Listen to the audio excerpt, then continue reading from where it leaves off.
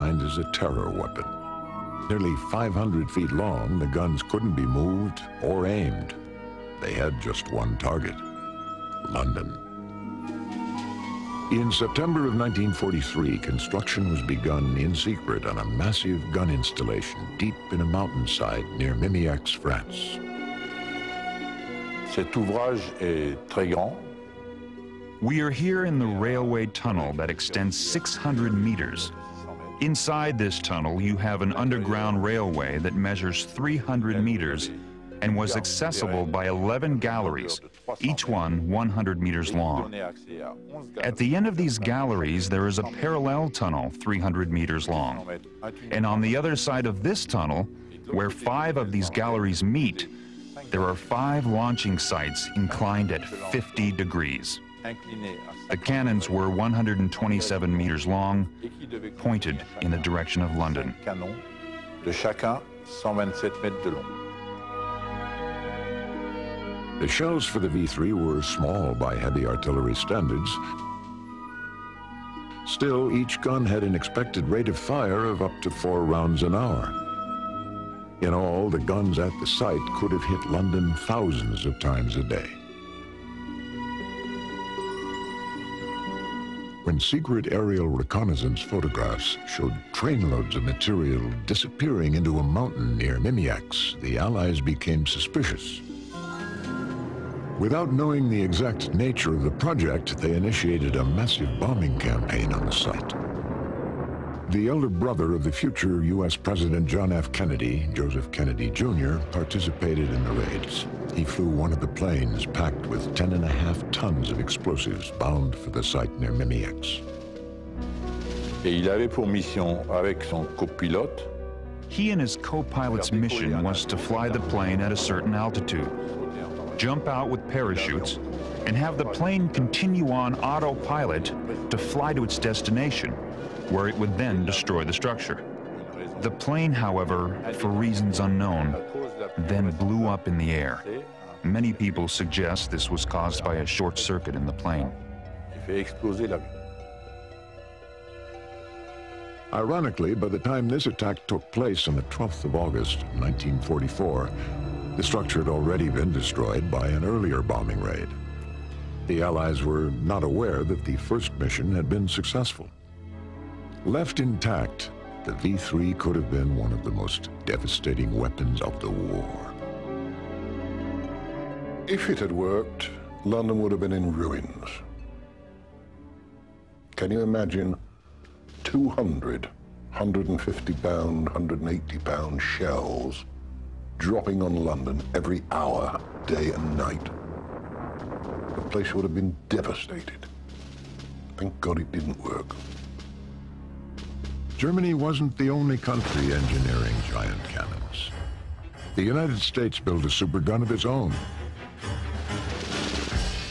Little David was a 914mm mortar designed for Operation Olympic, the top-secret plan for the invasion of Japan.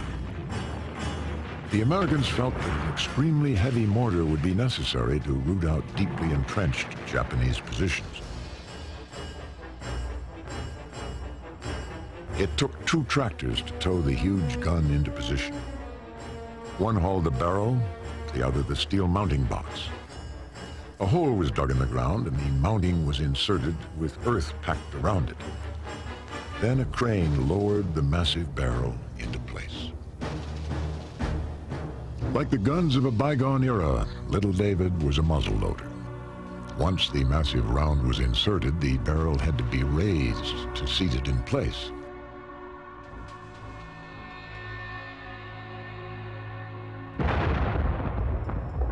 And off went this 3,700-pound bomb with, I think, about 3/4 of a ton of explosive inside it to a range of about 10,000 yards, something like this. Now, can you imagine 3/4 of a ton of explosive landing on top of a pillbox or a bunker or something like that? You would just remove it.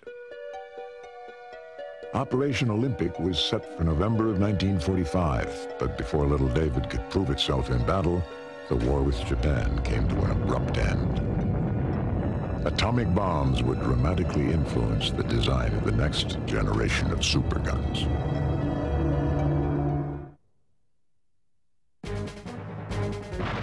For all intents and purposes, the close of the Second World War marked the end of the supergun.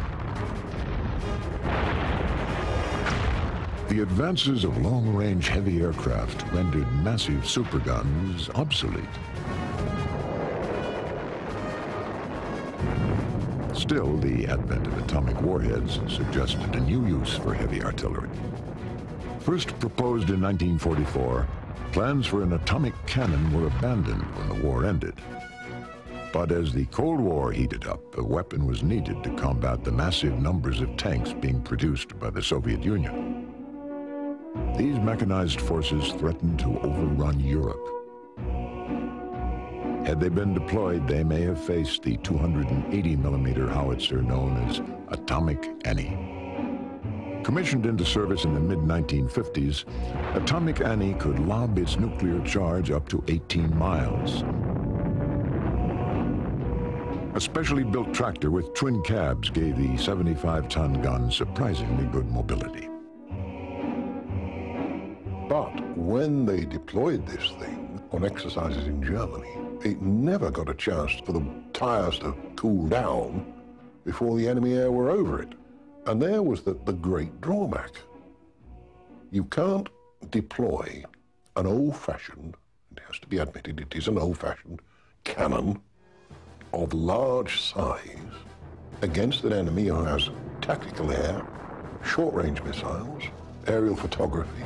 You can't conceal it. It's impossible. As an early weapon, it was a very effective weapon, but rapidly was overcome by technology because the round was shrunk so that you could put an atomic warhead into an 8-inch gun round or a 155 round. July 1962.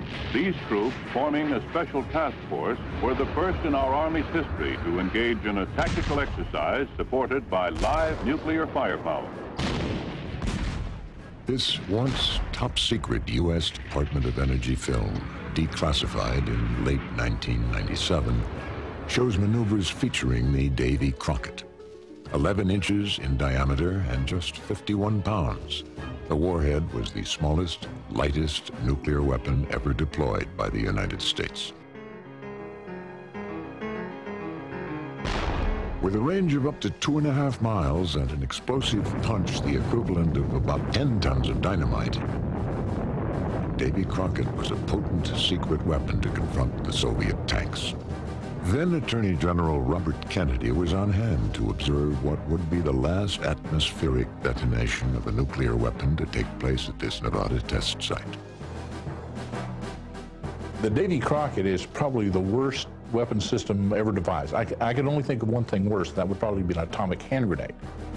You had to point the weapon, you had to dig a hole, you fired the weapon, you jumped in the hole because you were in the blast radius of the atomic warhead. This is not a good idea. More than 2,000 of the weapons were produced between 1956 and 1963. With the power of the atom in the hands of a soldier, Davy Crockett was the ultimate supergun. But there was still one man who thought the greatest gun was yet to be built. And one day he would build the most colossal supergun of them all. Born in Ontario, Canada in 1928, Gerald Vincent Bull was one of the century's greatest artillery designers. After the death of his mother, he was raised by an aunt who encouraged him in his studies at school. Young Gerald went on to become a brilliant student. He always saw math as his area and went to the University of Toronto and again just excelled and excelled and excelled, and in fact graduated with a PhD at the age of 23, the youngest PhD that Canada had ever produced. By the time he was 31, Gerald Bull had already designed a powerful gun that shot small rocket models as an alternative to expensive wind tunnel testing.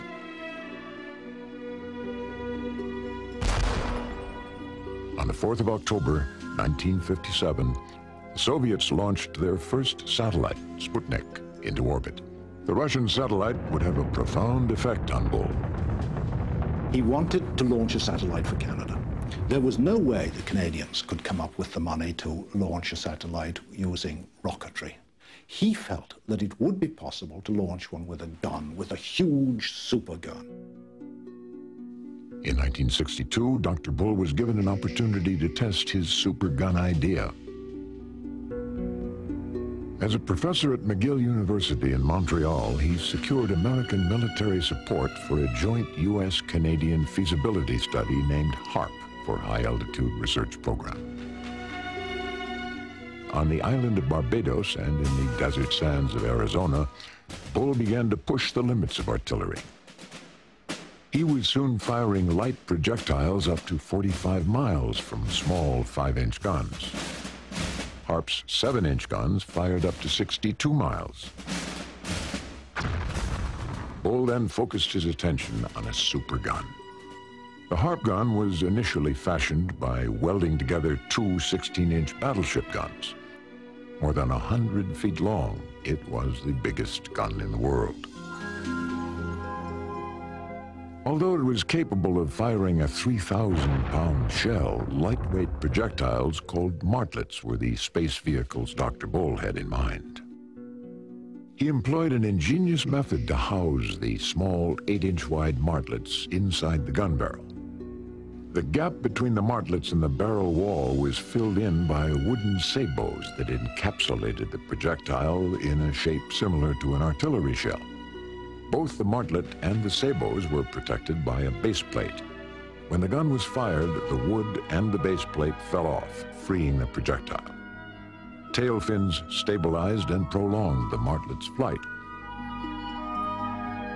I remember as a child going there and having a lot of fun. You just see it fire and you just stay quiet, and it takes you by shock, even though you hear the countdown and you say 3, 2, 1, you're expected, and then you see the flash, and it just takes you by surprise. And then a few seconds later you hear the bang, and that's a second shock for you. On the 19th of November, 1966, Bull's Arizona gun fired a 185-pound martlet, 112 miles high. The U.S. Director of Project HARP, Charles Murphy, supervised the firing. The record of 112 miles is a Guinness Book record, which is still standing. It's the highest a gun has ever fired. Although the flight of the 16-inch gun was 112 miles straight up in the air, if we had wanted to try for a horizontal range record and brought it down to an elevation of about 50 degrees, the range that would have been achieved would have been 250 miles. The 16-inch HARP gun was to be the launch pad for a small 3-stage rocket to boost a 20-pound payload into space. But before it could be developed, the Canadian and U.S. governments in 1967 terminated HARP funding. Dr. Bull was initially devastated. Despite the setback, though, he was more convinced than ever that guns could launch payloads into space at a fraction of the cost of large rockets. He would eventually find a well-heeled sponsor who would finance his dream, a Middle Eastern dictator named Saddam Hussein. In 1967, Dr. Gerald Bull retreated to his private compound on the border of Quebec and Vermont. He also quietly entered the arms business as a means to continue his research on superguns. The man who had fired his supergun higher than anyone else began to tinker with conventional artillery pieces. Instead of altering the guns, Bull simply redesigned the ammunition they fired. If you picture a shell, it seems wonderfully streamlined at the front, but of course it's flat at the back. And the turbulence is a partial vacuum at the back end of a shell.